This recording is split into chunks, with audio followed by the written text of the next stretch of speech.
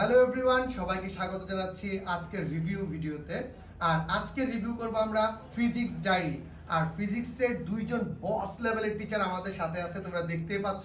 তোমাদের সবার প্রিয় অপার ভাইয়া এবং আমাদের পানি পানি ভাই কনক শ্রাবণ ভাই। সো কনক শ্রাবণের এই ফিজিক্স ডায়েরি বইটা রিভিউ করবে তোমাদের সবার প্রিয় অপার ভাইয়া। আসসালামু আলাইকুম সবাইকে।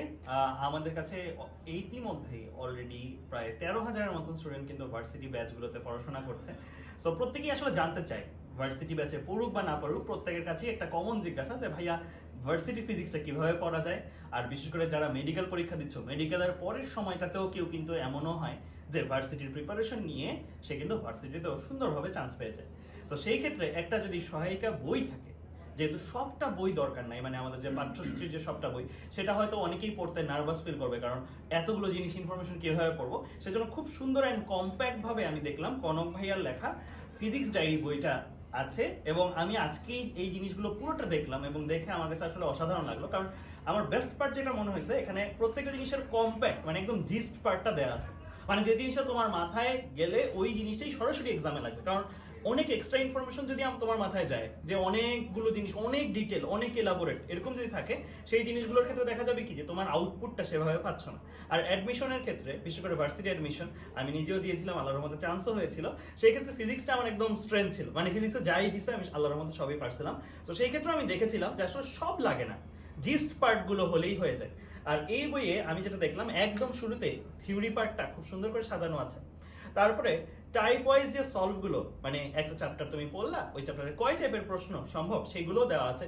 দেশি বিদেশি অনেকগুলো বইয়ের সংমিশ্রণে কনক ভাইয়া সংকলন করে নিজের ইনপুট দিয়ে এই জিনিসগুলো রেডি করেছে। আমি ওনার সাথে কথা হয়েছে এবং বলছেন যে উনি এটা ওই বই থেকে নিয়েছেন, এটা এই বই থেকে, এবং এটা নিজের বানানো টেকনিক, প্রত্যেকটা জিনিসের সংমিশ্রণ আসলে এখানে আছে।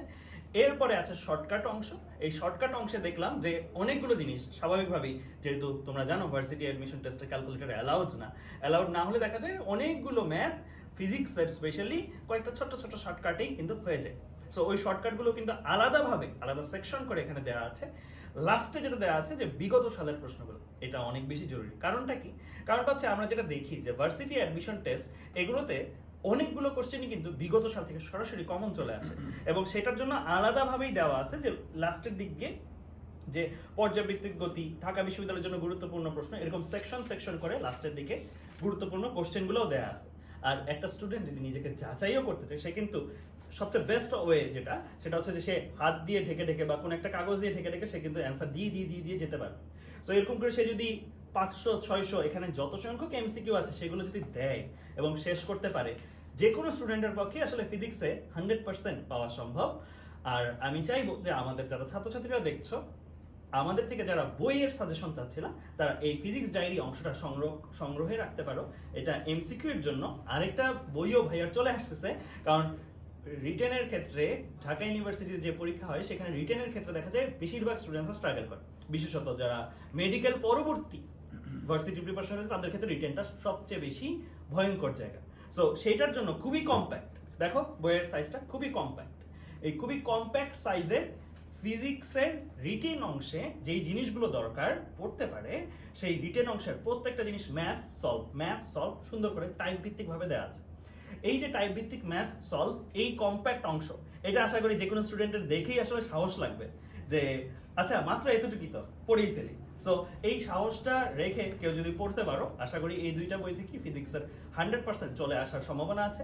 এবং আমি কিন্তু আমাদের ভার্সিটি যে ব্যাচটা আছে, 13,000 স্টুডেন্ট যেখানে প্রায় এনরোল্ড, সেখানেও কিন্তু এই বইটা থেকে অনেকগুলো ম্যাথ, অনেকগুলো টুকটাক এমসিকিউ নিয়ে পড়াই তোমাদেরকে।